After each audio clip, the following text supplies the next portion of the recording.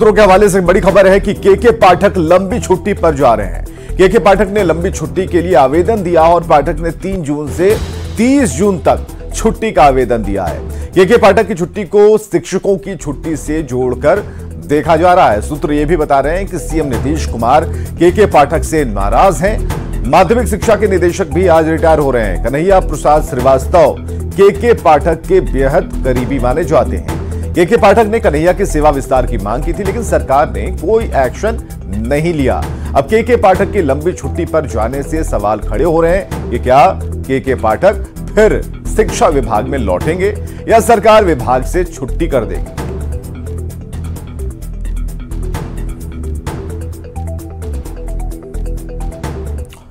शिक्षकों के स्कूल जाने पर डिप्टी सीएम ने सवाल उठाए। विजय सिन्हा ने बिना नाम लिए के पाठक पर हमला बोला है। डिप्टी सीएम ने कहा कि अगर पदाधिकारी अव्यवहारिक कार्य करेंगे तो सरकार व्यवहारिक कार्य के लिए निर्देश देगी। शिक्षकों और बच्चों को देखना सरकार की जिम्मेदारी है। शिक्षक और बच्चों की जिंदगी बचाना प्राथमिकता है और इस प्राथमिकता में कोई बाधक ना बने, इसे सरकार देखेगी। कोई पदाधिकारी अव्यवहारिक काम करेंगे तो सरकार उनको व्यवहारिक कार्य के लिए निर्देशित करेगा, क्योंकि ये गर्मी के मौसम में बच्चे हों या शिक्षक हों, सभी हमारे राज्य के नागरिक हैं।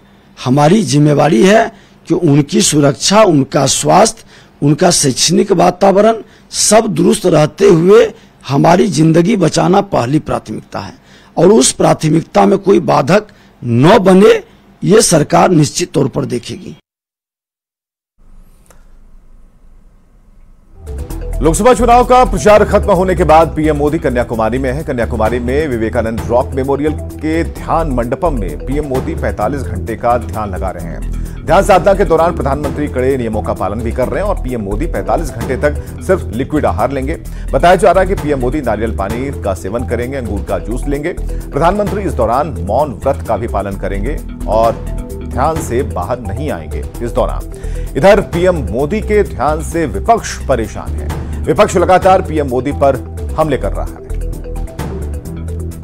जाना था तो मीडिया पर पाबंदी लगानी चाहिए थी, लेकिन मेरी इत्तला है कि बाकायदा वहां पे मीडिया के लिए अलहदा से जगह तय की गई है।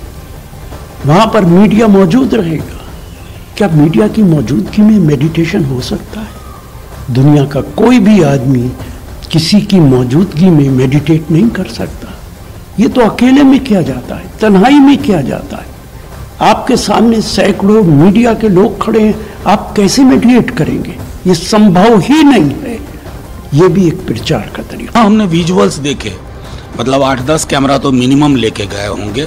हम हाथ जोड़ के कहते रहे कि प्रधानमंत्री जी, ध्यान की तो आपको आवश्यकता है, बेहद आवश्यकता, लेकिन कैमरा मुखी ध्यान व्यवधान उत्पन्न करता है। मैं तो अब लेकिन ये मानता हूं बीते 10-12 वर्षों में उनको देखते हुए कि कुछ बहुत ही जरूरी कार्य को छोड़ करके प्रधानमंत्री जी मूलतः कैमरा मुखी हैं और कैमरा के अधीन है। ये कौन सा ध्यान है? ये ध्यान के नाम पर परमात्मा के साथ भी मैं समझता हूं कि एक तरह से खेल खेल रहे हैं।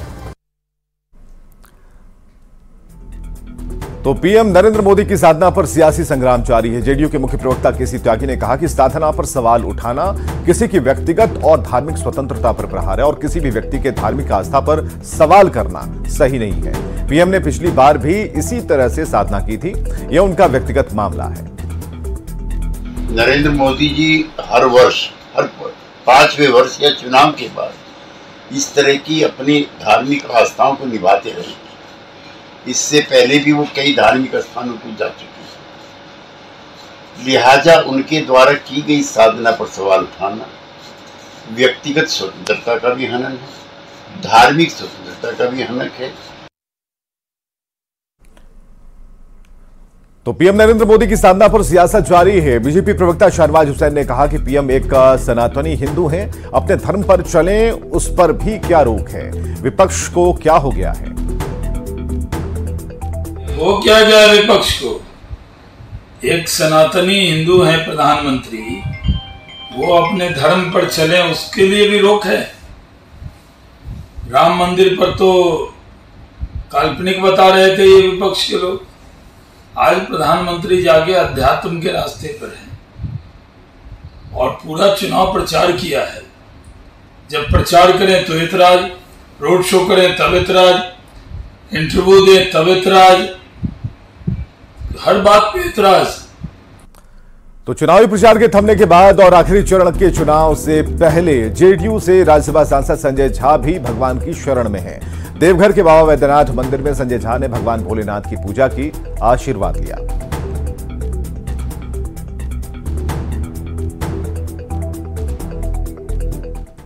सांसद चिराग पासवान अयोध्या में रामलला के दर्शन के लिए पहुंचे। हनुमानगढ़ी के साथ राम मंदिर में दर्शन और पूजन किया।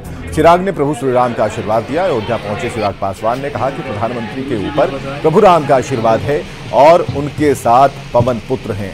चिराग पासवान ने अपने आप को मोदी का हनुमान बताते हुए कहा कि प्रधानमंत्री मोदी के प्रति हमें अटूट विश्वास है। मेरा प्रधानमंत्री का रिश्ता भी अटूट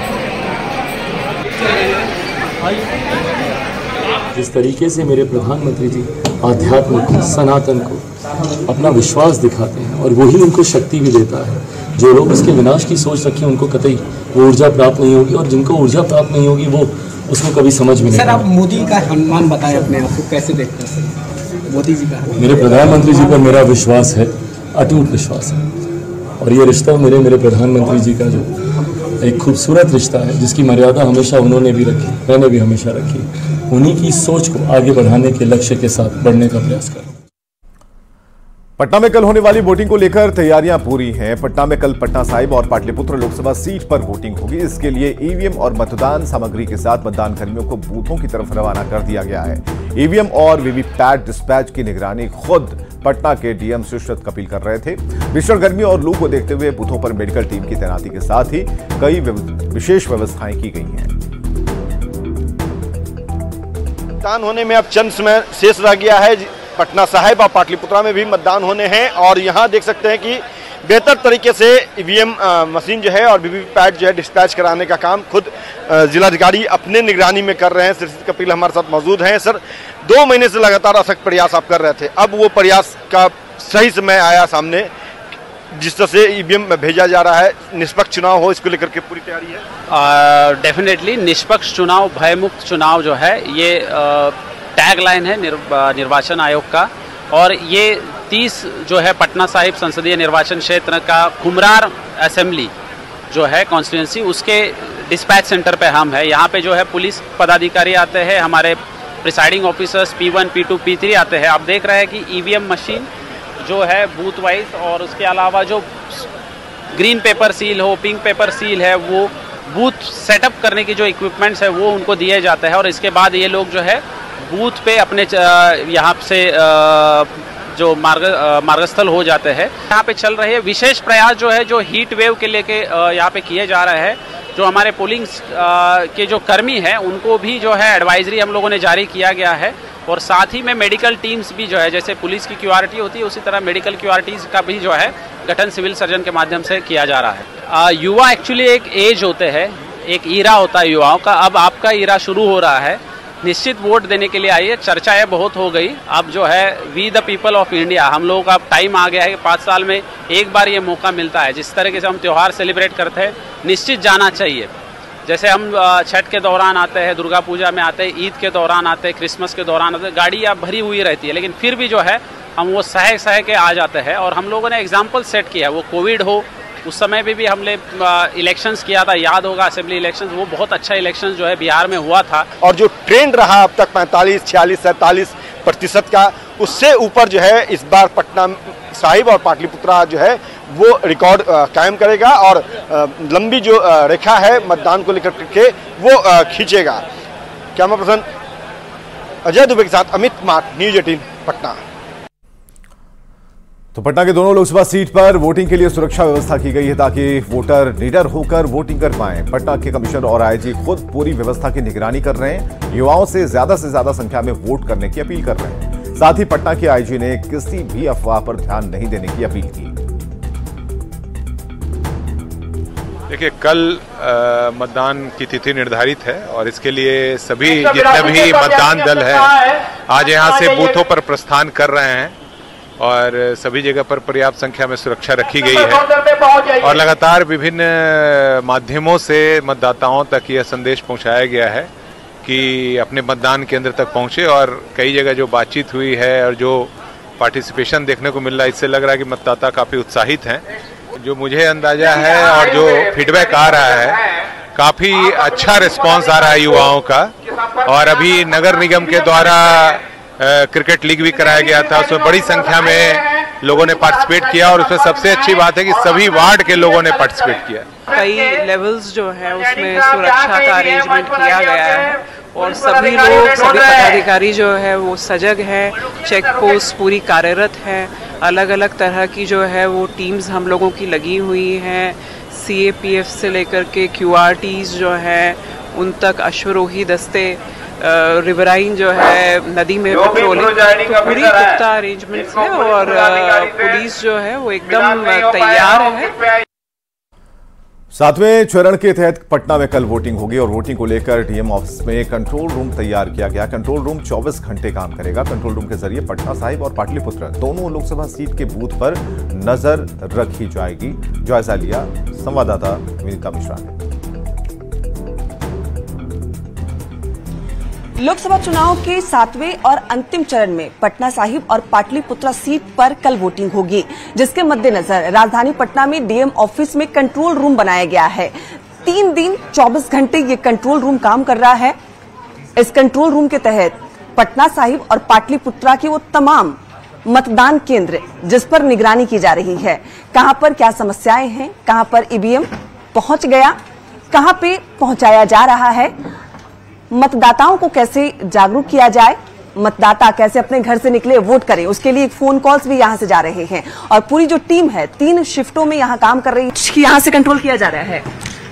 हमारी टीम सारी सूचना एकत्रित कर रही है। जैसे कल डिस्पैच हुआ था तो उसके संबंध में सारे पोलिंग पार्टी से, सेक्टर से जानकारी प्राप्त की गई।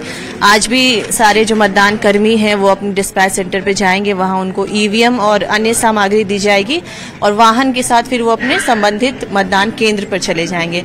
तो उससे हम लोग संबंधित सारी जानकारी उनसे प्राप्त कर रहे हैं, सेक्टर पदाधिकारी से और पीठासीन पदाधिकारी और अन्य जो पोलिंग पार्टी के मेंबर होते उनसे, और कार्य कर रहे हैं। आज का बेसिक फोकस वही है कि सभी वहाँ अपने अपने बूथ पे चले जाएं। तो आज का बेसिक फोकस यही है।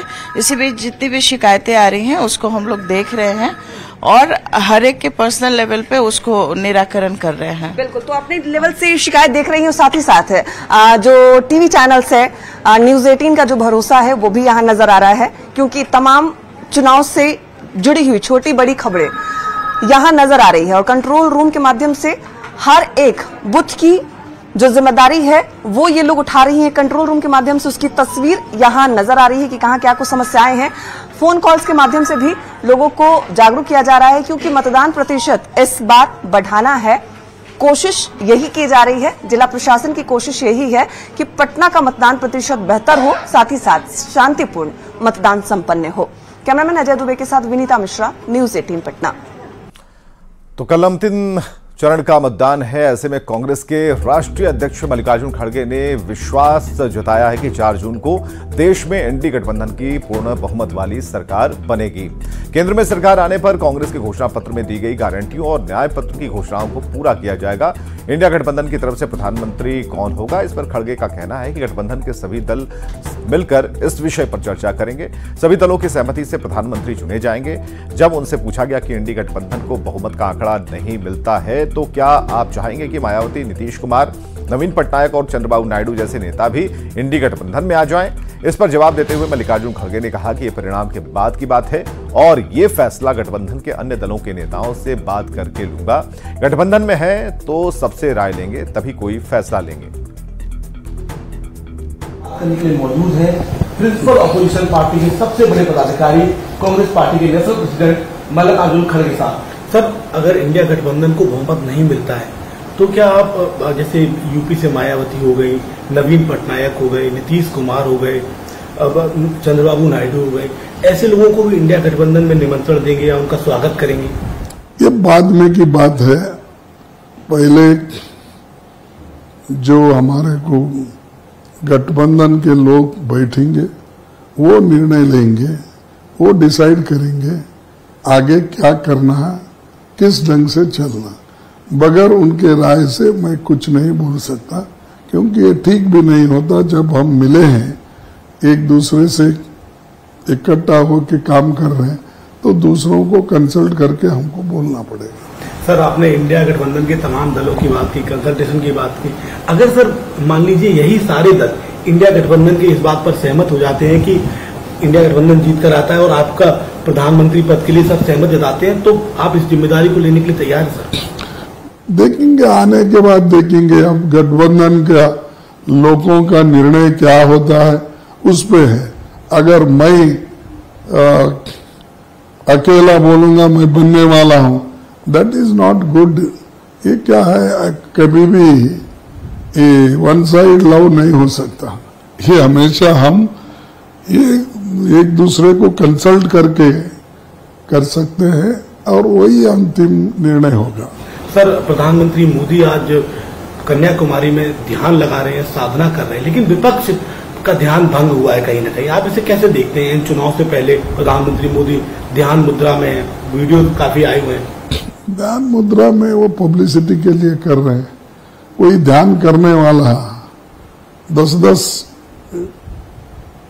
टीवी चैनल लेके जाते हैं। ध्यान अकेले घर में भी कर सकते हैं।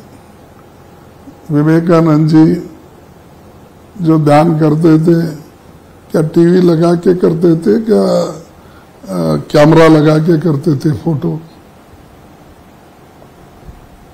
परमहंस जी, स्वामी परमहंस जी, वो भी जो ध्यान करते थे वो भी ऐसा ही करते थे, फोटोग्राफी लाके ये लाके। देखो ये वो जो कर रहे हैं अपने इंडिविजुअल प्रचार के लिए कर रहे हैं। बीजेपी सांसद रविशंकर प्रसाद ने पश्चिम बंगाल के सीएम ममता बनर्जी पर निशाना साधा। रविशंकर प्रसाद ने कहा कि ममता बनर्जी ईवीएम से जीतकर 2 बार सीएम बनी है, तब ईवीएम ठीक है, सब कुछ पारदर्शी है। हारे हुए हताश लोग इस तरह की बातें कह रहे हैं और इस बार बंगाल का फैसला ऐतिहासिक होगा। ईवीएम में 2 बार जीतकर मुख्यमंत्री बनी है ना, तो ईवीएम ठीक है ना, काउंटिंग ठीक हुआ ना, क्या मतलब है कहने का? अब तो सब कुछ ट्रांसपेरेंट है, वीडियोग्राफी होती है, लोग देखते हैं। हाँ, उनके पंचायत के चुनाव में कैसे बैलेट पेपर पर स्टैंपिंग होता है भी आप लोगों ने दिखाया था। ये तो बिल्कुल बेबुनियाद बात है। हारे हुए हताश लोग इस तरह की बात कर रहे हैं और इस बार बंगाल के भी निर्णय बहुत ऐतिहासिक होंगे। और यहां रुकेंगे एक ब्रेक के लिए।